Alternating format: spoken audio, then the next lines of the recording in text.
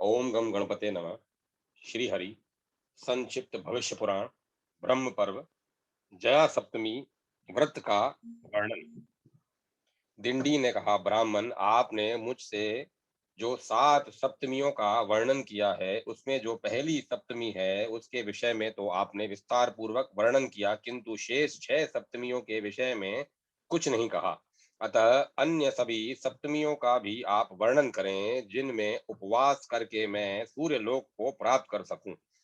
ब्रह्मा जी बोले, दिन दिन शुक्ल पक्ष की जिस सप्तमी को हस्त नक्षत्र हो, उसे जया सप्तमी कहते हैं। उस दिन किया गया दान, हवन, जप, तर्पण तथा देव पूजन एवं सूर्य देव का पूजन 100 गुना लाभप्रद होता है।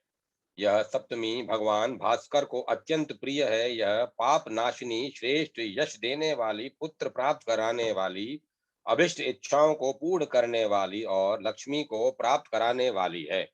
प्राचीन काल में इसी तिथि को भगवान सूर्य ने हस्त नक्षत्र पर संक्रम संक्रमण किया था।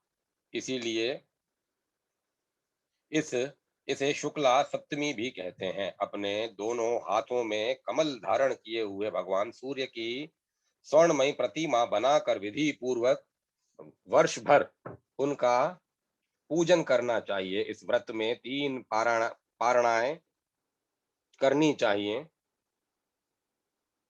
प्रथम पारणा 4 मास पर करें। उसमें करवीर के पुष्प तथा रक्त चंदन, गूगल, धूप और गेहूं के आटे के लड्डू के नैवेद्य आदि से पूजा करनी चाहिए। इस विधि से देवाधिपति मार्तंड भगवान सूर्य की विधि पूर्वक पूजा करके ब्राह्मणों की पूजा करें। सप्तमी तिथि में उपवास रखकर अष्टमी को पारणा करनी चाहिए।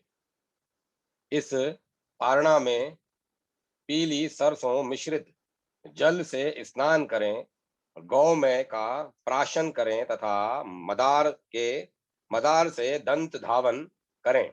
भानु भानुर में प्रियताम, भगवान सूर्य मुझ पर प्रसन्न हो, ऐसा उच्चारण करते हुए ये क्रियाएं संपन्न करें। यह पहली पारणा विधि है। दूसरी पारणा में मालती पुष्प, श्रीखंड, चंदन, पायस का नैवेद्य तथा विजय धूप देनी चाहिए। ब्राह्मणों को भोजन कराकर स्वयं भी वैसा ही भोजन करना चाहिए। रविर में प्रियताम, सूर्यदेव मुझ पर प्रसन्न हो, ऐसा कहते हुए पंचगव्य प्राशन कर खदीर की लकड़ी से दंत धावन करना चाहिए। तीसरी पारणा में अगस्ती पुष्प से भगवान भास्कर का पूजन करना चाहिए। इस व्रत में भगवान सूर्य को श्रीखंड, कुसुम, सिंहक धूप देने चाहिए, क्योंकि ये भगवान को अत्यंत प्रिय हैं। विकृतनों में प्रियताम, भगवान विकृतन सूर्य मुझ पर प्रसन्न हो, ऐसी प्रार्थना करते हुए कुशोदक का प्राशन करना चाहिए तथा बेर की दातुन करनी चाहिए। वर्ष भर के अंत में भगवान सूर्य की गंध पुष्प तथा नैवेद्यादि उपचारों से विधिवत पूजा करनी चाहिए। अनंतर उन्हीं के समक्ष अवस्थित होकर परम पवित्र पुराण का वाचन करवाना चाहिए। विभो, इस विधि से जो पुरुष इस सप्तमी तिथि का वर्णन व्रत करता है, उसके स्नानादिक समस्त व्रत के कार्य 100 गुना फल देने वाले हो जाते हैं। इस सप्तमी के व्रत को करने वाला व्यक्ति यश, धन, धान्य, स्वर्ण, पुत्र, आयु, बल तथा लक्ष्मी को प्राप्त कर सूर्य लोक को जाता है। जयंती सप्तमी का विधान और फल। ब्रह्मा जी बोले, त्रिलोचन, माघ मास के शुक्ल पक्ष की सप्तमी तिथि जयंती सप्तमी कही जाती है। यह पुण्यदायिनी, पाप विनाशिनी तथा कल्याणकारिणी है। इस तिथि पर जिस विधि से उपासना करनी चाहिए, उसे आप सुने। पंडितों से इस व्रत में 4 पारणाओं का उल्लेख किया है। पंडितों ने इस व्रत में 4 पारणाओं का उल्लेख किया है। पंचमी तिथि में एक भुक्त, षष्ठी में नक्त व्रत और सप्तमी में उपवास करके अष्टमी में पारणा करनी चाहिए।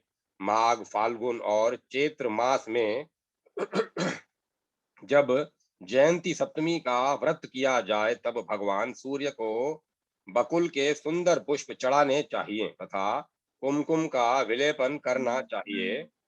मोदकों का नैवेद्य और धूप का धृत का धूप घृत का धूप देना चाहिए।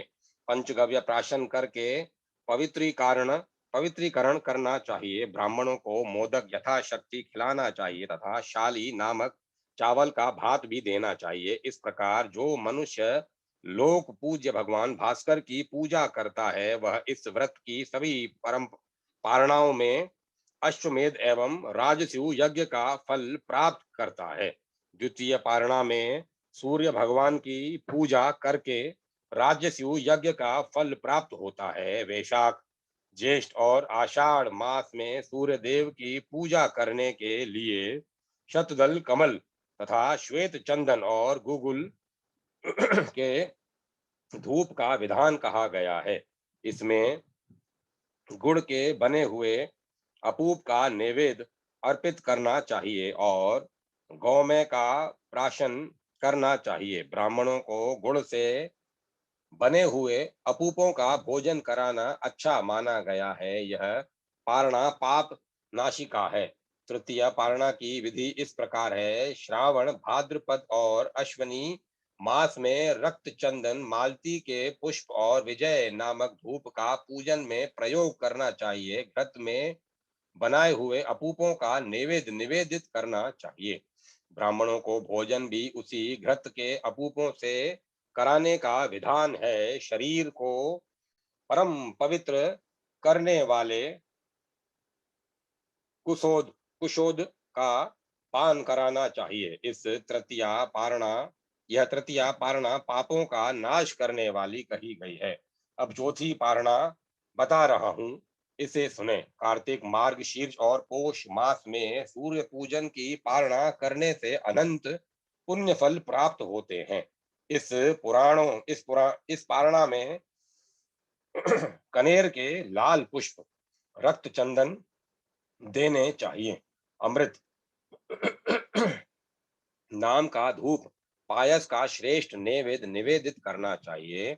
श्वेत गाय के मट्ठे का प्राशन करने का विधान है। चारों पारणाओं में क्रमशः चित्रुभानु प्रियताम, भानु प्रियताम, आदित्य प्रियताम तथा भास्कर प्रियताम ऐसा उच्चारण करना चाहिए। इस विधि से जो मनुष्य विवाह वसु भगवान सूर्य नारायण की पूजा करता है वह परम पद को प्राप्त होता है। इस प्रकार सप्तमी व्रत करने पर व्रतकर्ता को सभी अभिष्ट कामनाओं की प्राप्ति हो जाती है। पुत्रार्थी पुत्र तथा धनार्थी धन प्राप्त करता है और रोगी मनुष्य रोगों से मुक्त हो जाता है तथा अंत में वह नितांत कल्याण प्राप्त करता है। इस प्रकार जो मनुष्य इस सप्तमी व्रत का उच्चा आचरण करता है वह सर्वत्र विजयी होता है तथा सभी पापों से मुक्त होकर वह विशुद्धात्मा सूर्य लोक को प्राप्त करता है। अब मैं कथा को विराम देता हूँ।